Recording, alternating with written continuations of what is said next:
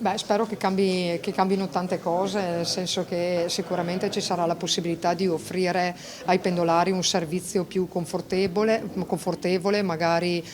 più puntuale. Ovviamente le criticità dell'infrastruttura rimangono, ma anche su quella la Regione è impegnata per lavorare sull'eliminazione dei passaggi a livello, quindi parliamo di treni nuovi, di una migliore comunicazione, di un viaggio più confortevole, la possibilità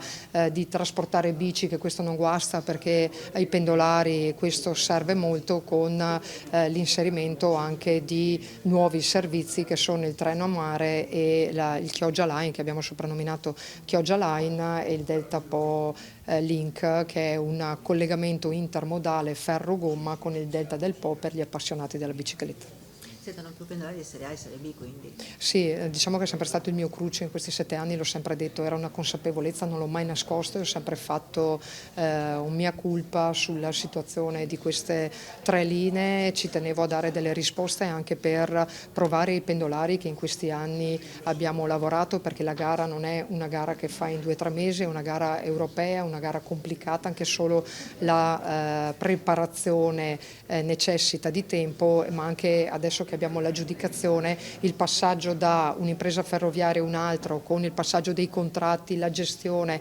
eccetera, non è facile, ma l'ingegner Corradi, che ringrazio, si sono impegnati a dare già dei segnali con l'arrivo di nuovi treni e una gestione nuova che passa da sistemi territoriali a Trenitalia, con l'apertura delle scuole a settembre. Deluso quindi dai sistemi territoriali perché la necessità di cambiare gestore, lei diceva nel 2015 il Presidente non voleva sentir parlare di Trenitalia.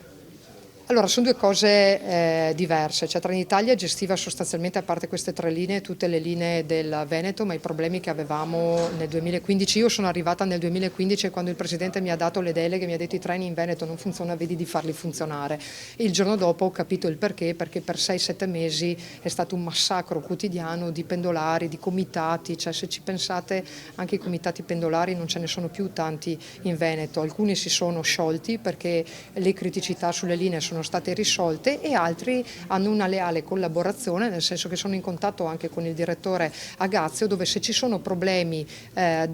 sollecitano, danno le indicazioni, segnalano e Trenitalia risponde, perché anche dare delle risposte ai pendolari è comunque un servizio importante, perché dove si può intervenire, dove si può migliorare e dove c'è la possibilità di migliorare l'efficienza, cioè Trenitalia ha sempre avuto l'input da parte di Regione del Veneto di farlo. Sistemi territoriali gestiva 3 linee che erano anche dal punto di vista dell'utenza diciamo un po' sfortunate, perché comunque non erano molto frequentate, dove l'intermodalità non è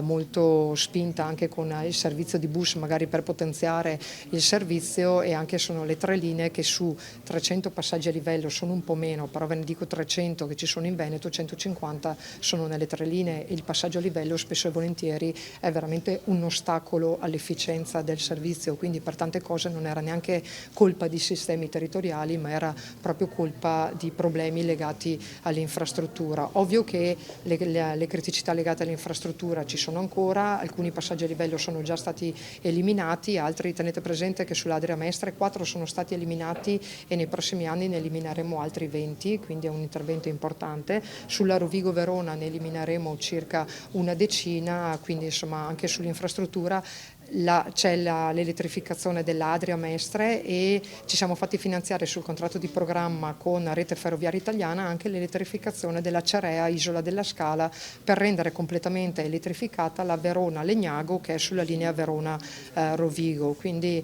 insomma diciamo che ci sono tutte le condizioni per poter dare un segnale positivo e veramente di speranza, mi viene da dire, a tutti i pendolari che fino ad oggi hanno fatto viaggi della speranza. Le littorine le salutiamo, io le chiamavo i treni dell'amore, che il giorno di San Valentino ci sta pure, e verranno sostituiti all'inizio con i minuetto e quando arriveranno i treni ibridi e poi i minuetto verranno sostituiti da nuovi pop, che già sappiamo le performance in Veneto sono davvero ottime.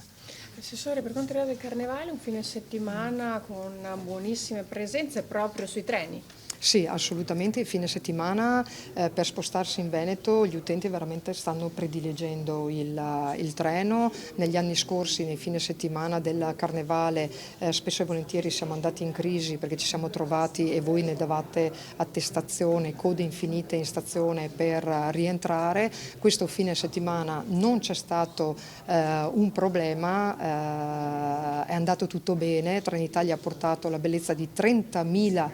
utenti a Venezia ed è andato tutto bene. Hanno messo 17 treni straordinari a supporto dei treni ordinari e questo ha fatto sì che insomma, chi è arrivato serenamente se n'è anche tornato a casa. In genere 7 mesi per riuscire a portare a termine questo, diciamo, rapporto, avviare questo rapporto felice con la Regione Veneto. Sì, 7 mesi più che per portare a termine, per iniziare, e per iniziare bene perché sarà un percorso, il Presidente ha citato prima il grande successo di Trenitalia dal 2015 a oggi. Ecco, noi vogliamo replicarlo, ma replicarlo in tempi più brevi. Oggi abbiamo l'esperienza che ci consentirà di farlo, abbiamo una struttura in Veneto importante, quindi in pratica tutto quello che vedete sul trasporto di Trenitalia oggi in Veneto sarà il nostro sforzo portarlo anche su questo nuovo contratto. Quindi questa è la formula magica, io la chiamo. Semplicemente copiamo e facciamo la stessa cosa, allarghiamo i sistemi, allarghiamo il contratto, ecco una cosa molto importante. Tutte le persone che lavorano diciamo, all'interno di queste linee saranno all'interno invece del contratto nazionale delle Ferrovie dello Stato, quindi anche questo penso che aiuterà, motiverà ancora di più chi lavora il fatto di partecipare alla grande famiglia di Trenitalia. Grazie. Un'altra domanda cambiando argomento. Pedemontana